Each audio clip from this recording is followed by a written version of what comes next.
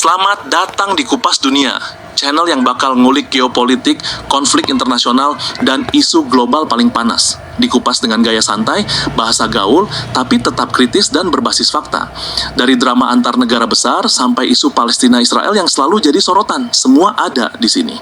Jadi siap-siap, karena bareng kita, dunia bakal dikupas tuntas. Pertama-tama kita bahas dulu posisi Palestina di PBB sekarang. Jadi sejak tahun 2012, Palestina tuh punya status sebagai non-member observer state alias negara peninjau. Artinya mereka bisa hadir di sidang, bisa ngomong tapi nggak punya hak suara kayak negara anggota penuh.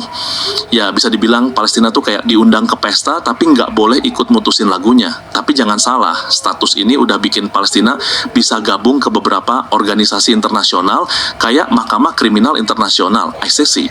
Jadi meski belum full member, mereka punya ruang buat fight lewat jalur hukum internasional.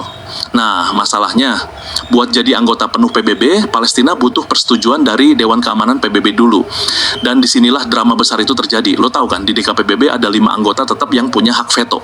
Amerika, Rusia, Cina, Prancis, dan Inggris. Nah, AS udah langganan banget ngeveto pengajuan Palestina. Kenapa? Ya karena mereka deket banget sama Israel.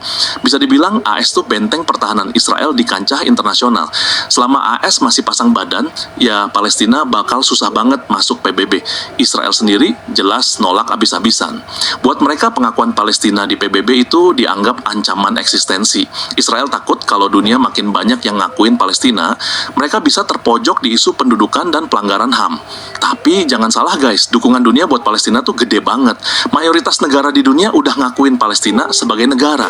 Negara-negara di Asia, Afrika, Amerika Latin, sampai Eropa Timur banyak yang support. Bahkan di sidang umum PBB, Palestina sering banget dapat dukungan suara mayoritas. Artinya apa? Palestina tuh sebenarnya punya harapan besar. Tinggal masalahnya ada di level power politics. Selama veto Amerika masih ada, Palestina cuma bisa jalan di tempat. Tapi ingat, politik dunia itu dinamis.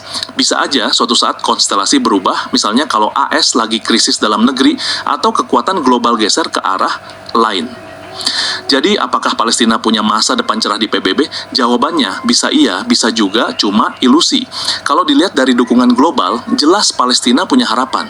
Suara moral dan kemanusiaan ada di pihak mereka. Tapi kalau kita lihat realitas politik, selama AS dan Israel kompak ngeblok, Palestina masih stuck. Jadi masa depan Palestina di PBB itu sekarang tergantung banget sama dua hal. Satu, kekuatan diplomasi global Palestina dan para pendukungnya. Dua, perubahan sikap politik di negara-negara veto, terutama Amerika Serikat. Kalau dua hal itu bisa digeser, mungkin harapan itu nyata. Kalau enggak, ya bisa jadi semua ini cuman ilusi panjang yang bikin kita terus berharap. Guys, itu tadi pembahasan kita soal masa depan Palestina di PBB. Lu sendiri gimana? Masih optimis kalau Palestina bisa jadi anggota penuh suatu hari nanti? Atau lu ngerasa ini cuma mimpi yang digantung terus sama politik dunia? Tulis pendapat lu di kolom komentar ya. Jangan lupa like, share, dan subscribe biar kita bisa terus bahas isu-isu penting dunia dengan bahasa yang asik. Sampai jumpa di video selanjutnya.